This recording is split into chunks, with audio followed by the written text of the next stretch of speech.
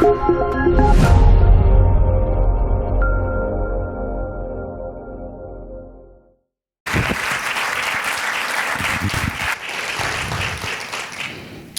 you very much, Linda. I appreciate that, and good afternoon, everybody.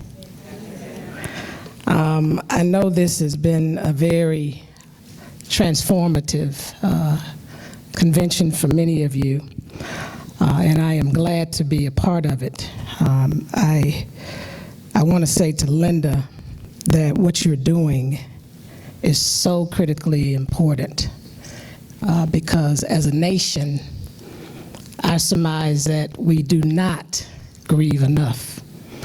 And in many respects, I would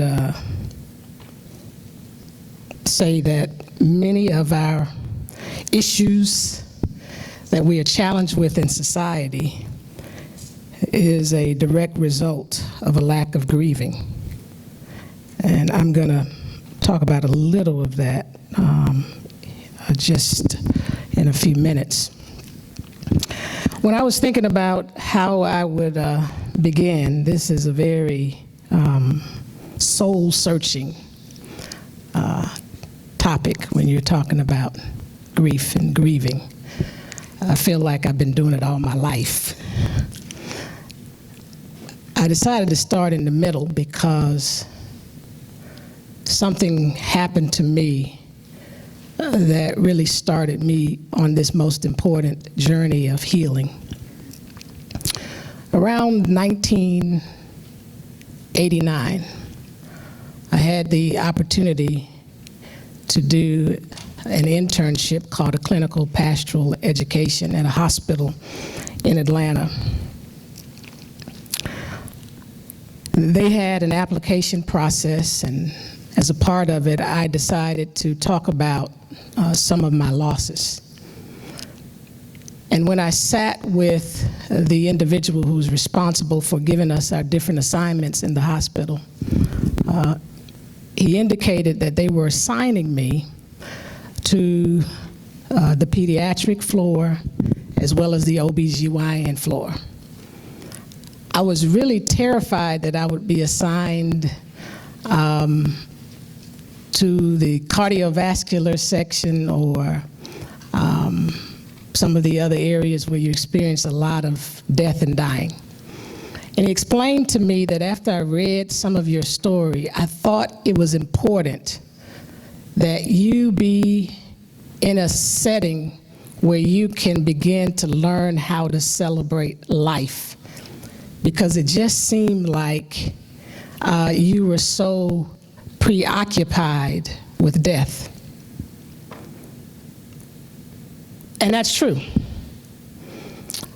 From age 5 to age 25, I had experienced 7 deaths, starting with the most tragic of my father's assassination at the age of 5. A lot of people know that story. A lot of people are familiar with the Pulitzer winning prize photo of me on my mother's lap. But most people don't know the rest of my story of loss. When I was 6 years old, about 1 year and 2 to 3 months after my father was assassinated, we were on a vacation in Jamaica. My father's brother, as well as his wife and 2 of his kids, joined my mother and me and my siblings. My uncle had to leave a week early. He was a co-pastor at Ebenezer Baptist Church in Atlanta with my grandfather. And on the day we were scheduled to leave a week later, on a Monday morning, we got a call that Uncle A.D. was found in his pool. I was 6, and my mother tells me, I blurted out, "I'm not going to any more funerals." Well, of course, being a 6-year-old, you have to do what Mom says you have to do. So I did go to another funeral. But he had become like my surrogate father. So this really began a journey of trying to understand what this loss was all about. My uncle had taught me how to swim just 1 week prior, before he left. Ironically, I was not afraid of water after then. But what I started developing is more of a timidity when it came to relationships. In some instances, I would dive in close. In other instances, I would push away. I remember distinctly asking my mother on several occasions, can this person be my dad? Because I was looking for somebody to replace him. So around the age of 11, I ended up getting my tonsils out, and I had to be away from church for a couple of weeks. We grew up in the church. We were at church constantly. And I was looking forward to going back to church on June 30th, 1974. When my mother would travel a lot after my father was assassinated, me and one of my cousins would typically ride to church with my grandparents, my father's father and mother. And I was really looking forward to seeing some of my friends and seeing my grandparents again. And we pull up at the church, and there's an ambulance outside. A deacon came to our car, my sister was driving, and said, you all need to go to Grady Hospital. We just had a shooting and your grandmother was shot. Needless to say, my grandmother died. So now, 5, 6, 11, I have these 3 tragic deaths.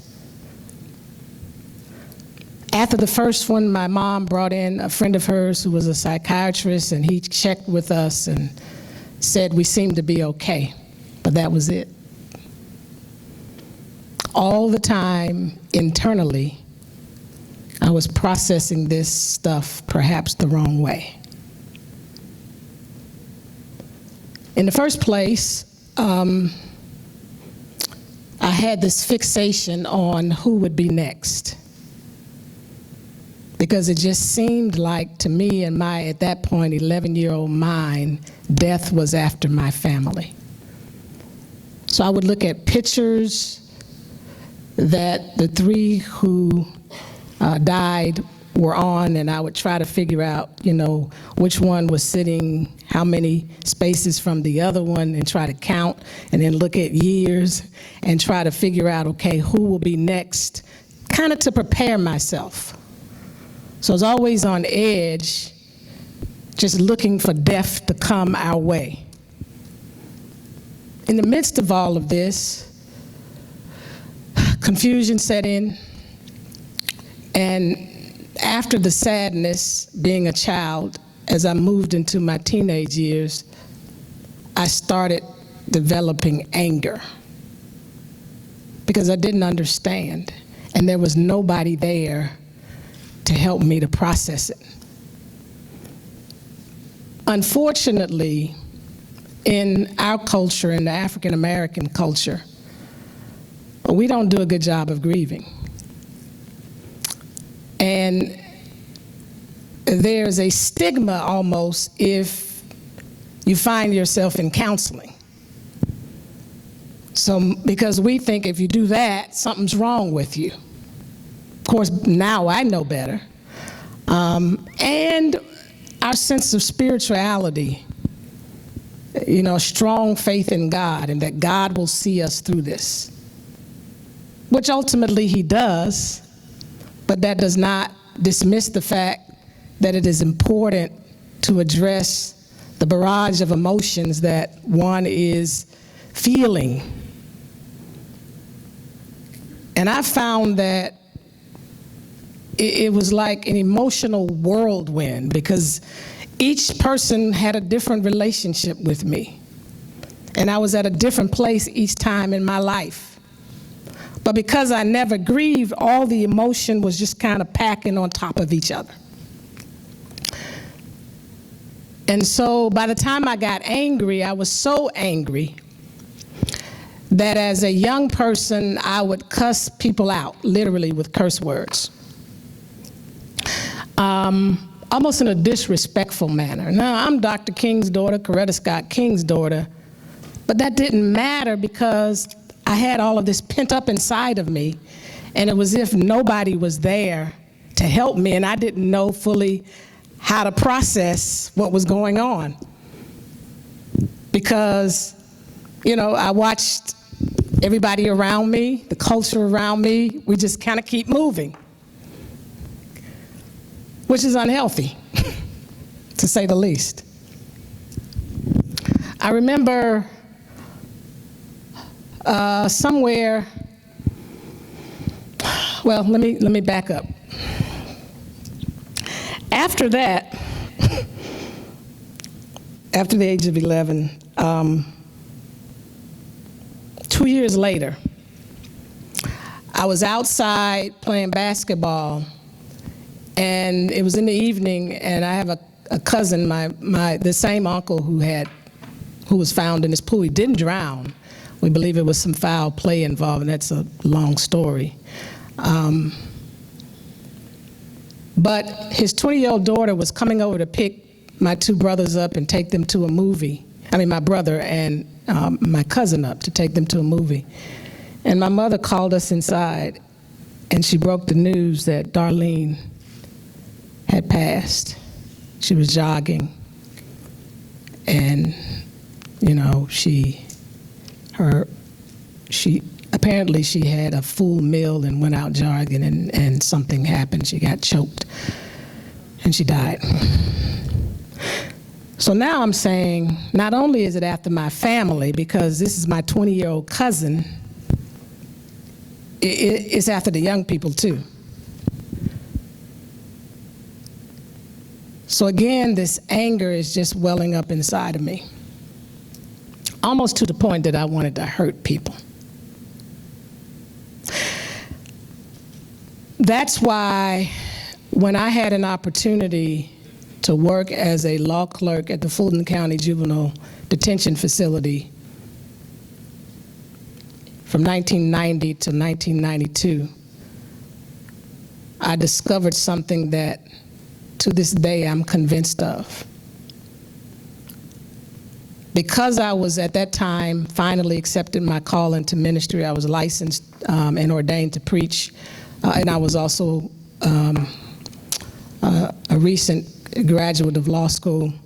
The judge allowed me to spend some time in the detention facility counseling with some of the kids there that were locked up, mostly those who had committed armed robbery, murder, or battery, assault and battery. And as I talked to these young people, and I heard their stories, and I delved into their lives and their family upbringings, invariably what I discovered is that the point at which they started getting in trouble was the point at which they had a separation or loss. And I couldn't understand why no one was paying attention to it. It was very obvious to me that a lot of this acting out, because my own journey, because I was doing stuff, cussing people out, quick temper, it's just dealing with the loss, the separation, the trauma, the tragedy, and no one to help you process all of it. And of course, they didn't have that. From a financial perspective, many of them would not even be able to afford counseling. And so I really believe that a large percentage of the crime and delinquency that we see in our society is due to a lack of proper grieving on the part of these young lives. And that we really need to invest more money in ensuring that young people get the help that they need early on when these things begin to happen. Because it helps all of society. I mean, grieving doesn't just benefit me individually, it benefits society because I'm connected to so many different people and situations. In some kind of way, we have to contextualize because I think we tend to see it so individual. It is individual, but it also is social. So here we go. It's not over. And I want you to know it's really weird because for me, there was beginning to become this pattern. My uncle dies, 69, daddy, 68. My grandmother, 74. My cousin, my female cousin, 76. Skip over to 84. My grandfather has a heart attack on a Sunday and dies. And I remember when my cousin came to give me the news and I was at church, we were getting ready to have a concert there and I was in the choir. And when he brought me out, I just screamed and hollered.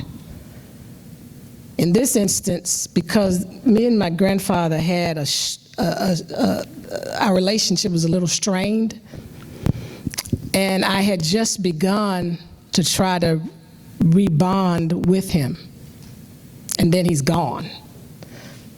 So what does that do? Every time somebody dies for me, because it kept happening, it's like I never had time to heal before the next one came.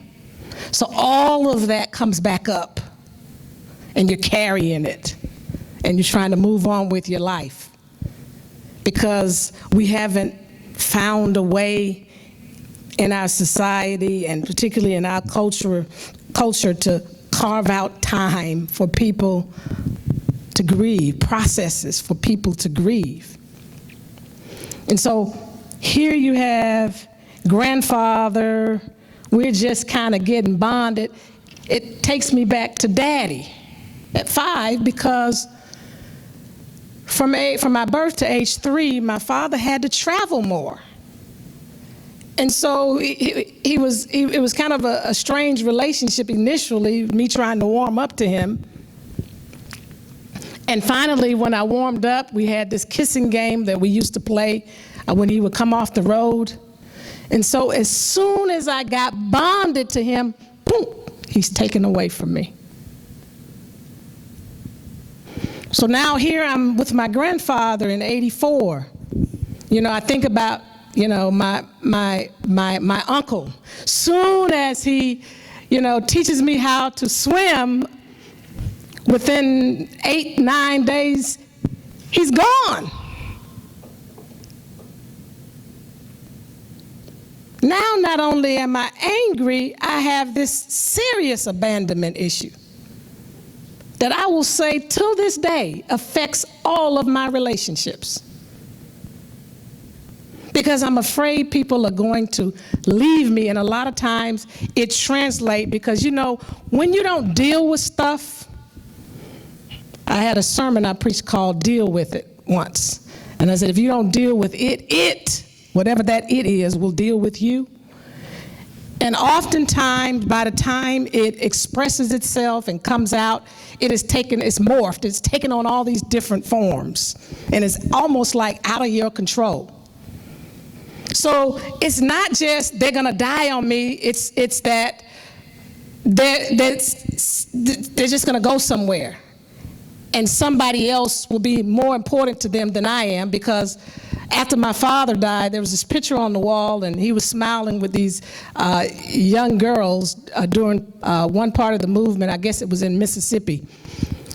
And I'm thinking, my daddy left me for these girls. And I'm in my head as a 5-year-old because I didn't have anybody there helping me to process it consistently, and I didn't talk to my mom because my mom had an extraordinary calling on her life that I'm grateful for today. At that time, as a kid, it's like, no, I want my mom. But I felt uncomfortable disrupting her. It's like, I need to let her do what she's doing. So I'm just here alone processing all of this.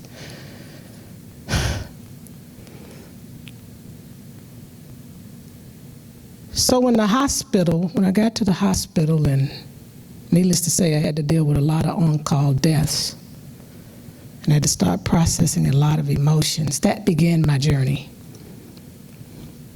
toward really looking at all of these issues of anger, abandonment, sadness,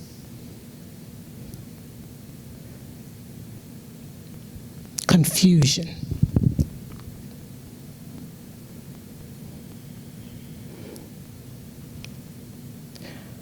And I'm in ministry now. So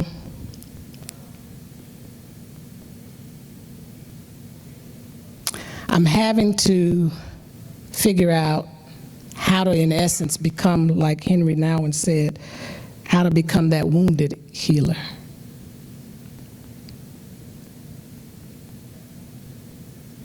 But I didn't do a great job because I still didn't give myself permission. I don't think until my sister died, which I can't say is my last death because it wasn't. But it wasn't really until my sister died that I finally felt, and she died in 2007, like it was okay to grieve. When Daddy was assassinated, you know, he was giving his life for a worthy cause. So you're taught that, you know, he was doing something great, and so it makes you feel like, how dare I grieve? Everybody else was having deaths around me as I was in ministry and dealing with other people, and I'm seeing them go through these processes, and I'm thinking to myself, they seem to be okay in that moment of crying and letting it out. But I kind of always felt guilty. Like, it's not okay. Because everyone that I lost, they lived a certain kind of life, and we should really celebrate that. And that's true. But to ignore this, I believe, is to one's own detriment because of what it can do to your health. Because I had some initial early health challenges. And more importantly, what it can do to all of your connections. So that guilt followed me until my sister. And the anger I began to address. But I will say to this day, I deal with that issue of anger constantly. Not at the same level, thank God. Because I would kill people with my tongue. And it felt good. It's almost like that adrenaline rush, because I felt like life dealt me a bad blow, then I could get some folks back. So hurt people, it's true, they hurt people. That's why this is why this is important.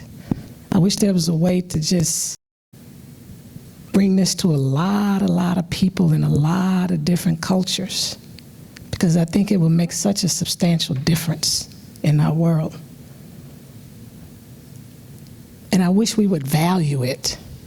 I mean, I'm a CEO of an institution now, and I'm caught in the midst of, you know, best practices, business culture, and, you know, we give a few days off when there's a death so that people can go and deal with that. But I have found that the most important time is after the body has been buried or cremated and the memorial service is over. Because for many people, that's when the real grieving starts. And it's like the entire world disappears and you're left by yourself. Over and over and over again. And so when I do funerals, I say to the people, don't leave them now. Because everybody wants to rush in when there's a death. I have a tendency to wait now because I was so accustomed to I started out obviously with my dad with crowds. Everybody came to the funeral. A lot of activity in the home at that time. And it's like, where are you now? I could use your presence now. It's not so much that they can fix you, because they can't. They can't heal you. But what I've found is there's so much value in people just being there and letting you, as the grieving party, kind of guide that process as they sense you. There's more value, I believe, in what I call the ministry of being than the ministry of doing and the ministry of saying. Because invariably, no matter what you say, that same pain is just there. But their presence is so powerful.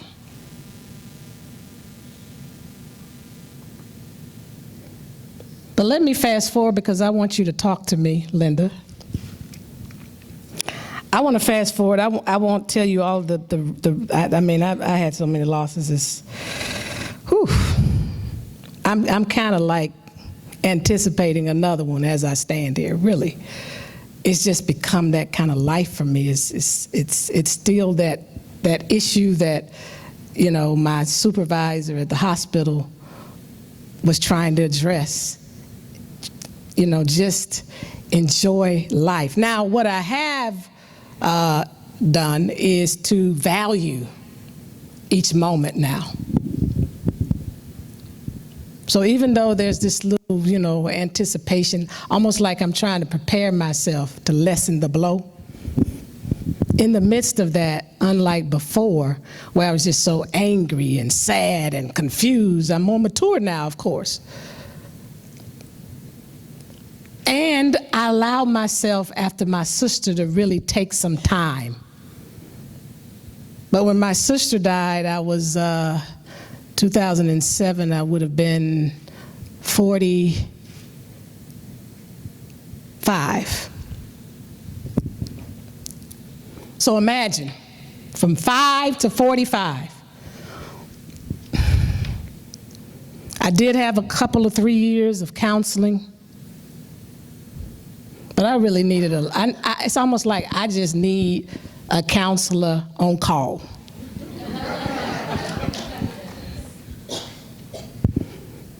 Because this is not about, nobody's an expert at it. We just have to admit that. You would think somebody like me would be an expert because I've dealt with it so much, and I started so young, and I've dealt with the tragedy side of it. I dealt with a loved one, in the case of my mother, who I watched for 5 months, dying, basically, and all these sudden deaths. But it's all so different and unpredictable. And the only thing that I'm assured of for me as a Christian is that the Holy Spirit is going to help me work some things out. And it's not always just internal, but even leading me to certain settings and putting me in front of people who are dealing with what I'm dealing with. When my mother died in 2006, my mother started getting sick in 2005. Strong woman, carried an entire legacy. I tell people that she's the architect of the King legacy. Dr. King was one of the most hated men in America when he was assassinated. Now he's one of the most loved men, not just in America, but the entire world. And that wasn't just automatic because, you know, he was a great orator, he was a dynamic person, he was charismatic, you know, he helped to lead a movement. That was because there was a wife, a partner, a woman who was already involved very much in activism before they got married, whose lives merged and who understood that she had to be the continuation and help to shape and fashion who he was and define that for society and the world on a day-by-day basis. She was the champion of that legacy. That's the only reason he's the icon that he's today. I don't think it just would have happened. So weary, probably, with everything she had to deal with. And I became the child who was the closest to be with her through the process. My sister was there from time to time, but because I lived in Atlanta, my sister lived in California, I had to take the greater responsibility of putting everything together, interviewing caregivers, creating schedules, protecting her because she had had a stroke, a heart attack, and little did we know at that time, cancer was eating her up on the inside. I don't know too many people who are riddled with 3 of the top leading causes of death all at one time. And it hit her. And the whole time I'm having this faith.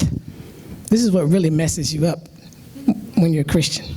People tell you to have faith, you pray, you have faith, you believe, and I'm thinking there's going to be this miracle because of who she is. She has such a public platform. This is going to be a wonderful opportunity for Coretta Scott King to really talk about the power of God. When she comes through this, she's going to have a great testimony.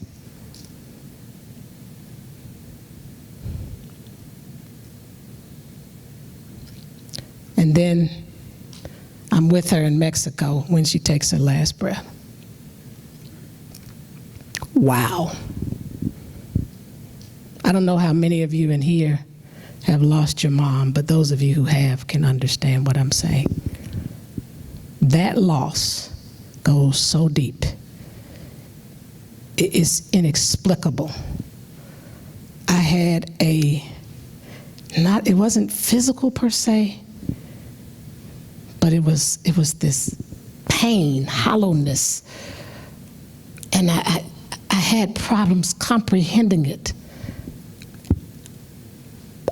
I wasn't angry at God. I was just so sad and lost.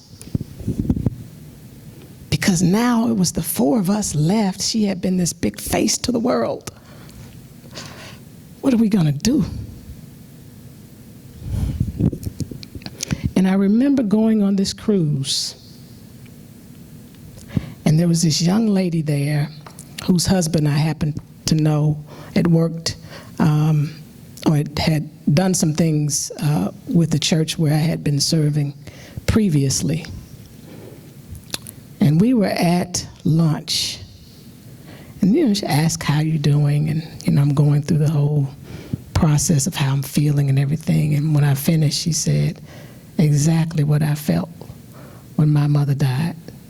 And she talked about, I think it had been how many years? 12, 15 years? She said, you're always dealing with it. I mean, even to this day. And I'm married. Bernice is single. She's married. And even her husband couldn't soothe that. And it was just like, thank you, because here's somebody God gave me to help me understand I wasn't freaking out. But even before then, Senator Carol Mosley Braun and I were on a program about a month and a half after my mother died. And she walked up to my table. We were just everybody just kind of sitting there before the program started, and she said, welcome to the Orphans Club. That seems like a cruel thing to say to someone, but she had lost her mom, and she gave a definition to what I was feeling. Up and then I couldn't understand it, but it's like, that's it. I feel like an orphan right now. I feel uncovered. So that healing comes in all kind of ways, as you all know, as we finally open ourselves up to it. So if people say step 1, 2, 3, 4, 5, that scares me because it just doesn't work like that. But what took the wind out of me was 16 months later, I got a call. My sister had dropped dead in 2007. I felt, I felt so much stuff. I remember repeating, no, not my sister, almost like, could you have taken anyone else but her? Because it's, in my immediate family, there were 5 of us with my father gone, my mom, my sister, me, and my 2 brothers. So now 2 women are gone. That was substantial for me because these were the 2 that I was closest to. And I got angry all over again. This time, I was angry at God. Because I said, this is so unfair. When does it let up? When does it stop? Why do we have to go through this death thing? I was so angry. I was at a church, a mega church, and there were times when the pastor would call me to preach, and I had to find a way to say no. I didn't really want to reveal because, here we go again, you know, I watched my mother, who was very stoic most of my life whenever we had deaths. And I'm trying to figure out how not to let him know I'm weak.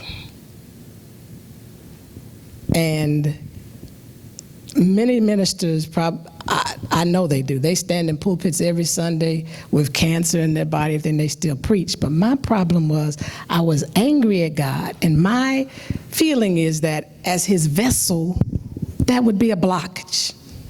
So I couldn't do it. It took me 4 years.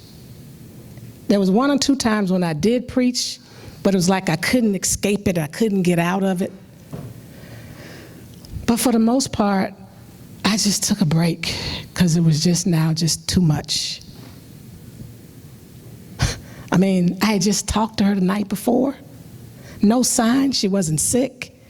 Well, at least she was feeling bad, but not sick, not diagnosed with anything. And boom, she's gone the next day. Now everything comes back up. The 7 I spoke to you about,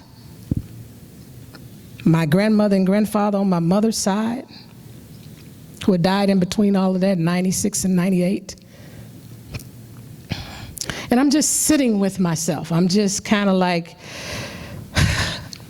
what is going on?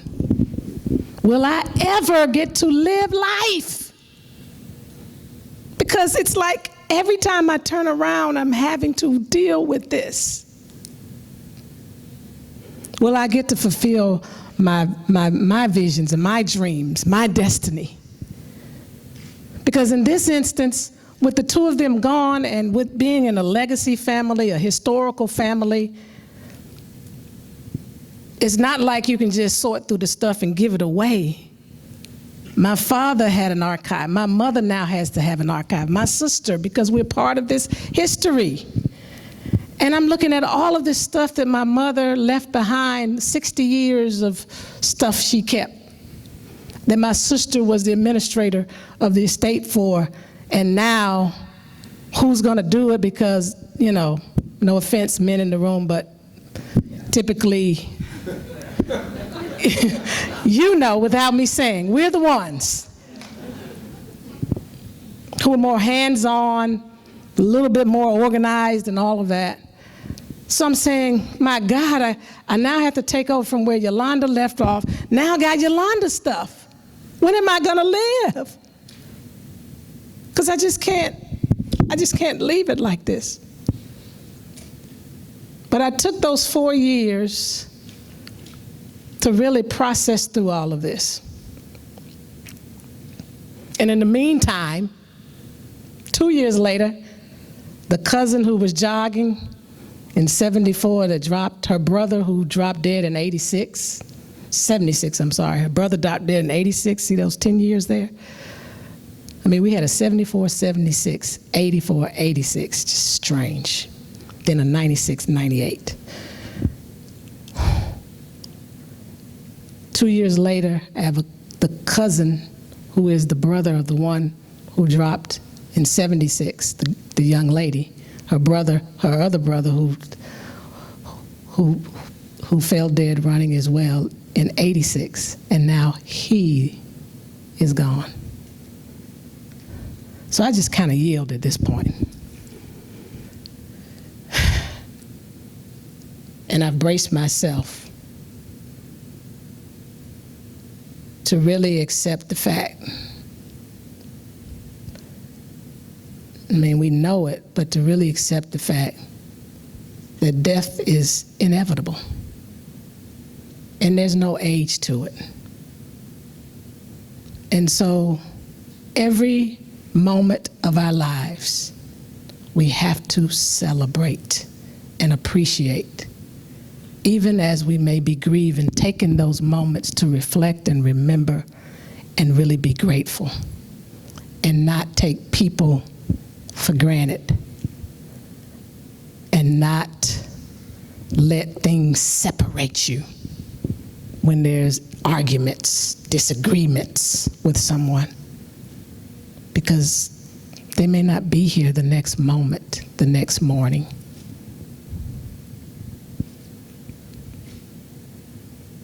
And I finally learned to cry.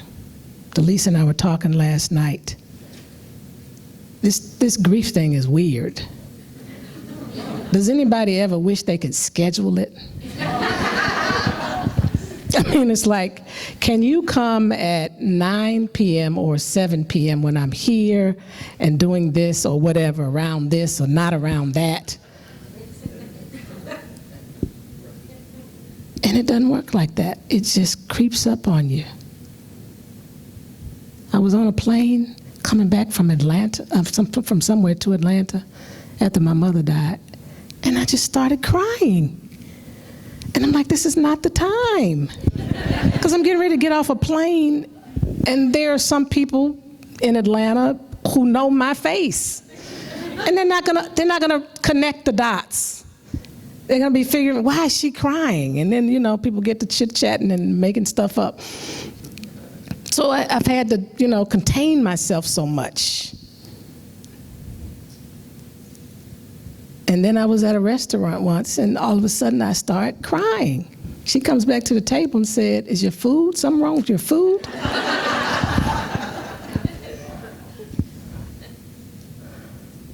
And a large part of that is because we're not programmed in society yet to really understand loss and separation. And so if we were, we would have a little bit more sensitivity to what could be going on with people. And that's the shame for me, because I'm like, people are not gonna think, oh, her mama died, so she's probably, they may think that the day or two after, but 3, 4, 6 months later, they're not thinking that. Because grieving is an ongoing process, and I mean, I think you heal to the point of putting it in perspective. But I don't think you ever get to the point of feeling like I'm really through with that. maybe it's because of my peculiar experience of having to deal with so many in my life. But if it were not for a personal relationship with God, I would be crazy. And I finally realized that He's not trying to hurt me. God is only here to help. That He doesn't cause it, because I started out with Daddy and everybody else. Because the anger finally came like, God, you could have stopped this from happening to my dad, and you didn't. But as I got older and I started saying, what are you doing to me? And He really told me that I'm continuing to grow and develop you.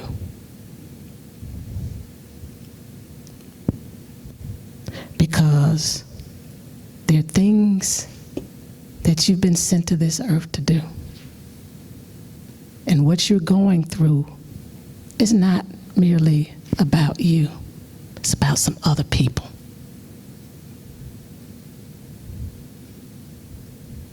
So you're there to now be a vessel for some people who are going to experience what you're experiencing. And so I said, I get it.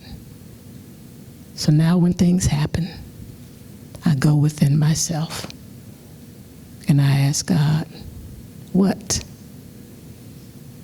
should I do with this now? Who am I to be available for? What is this really about? So don't think that your loss is just a loss. There's meaning and purpose to it. And that, to me, is where the healing is. That's it.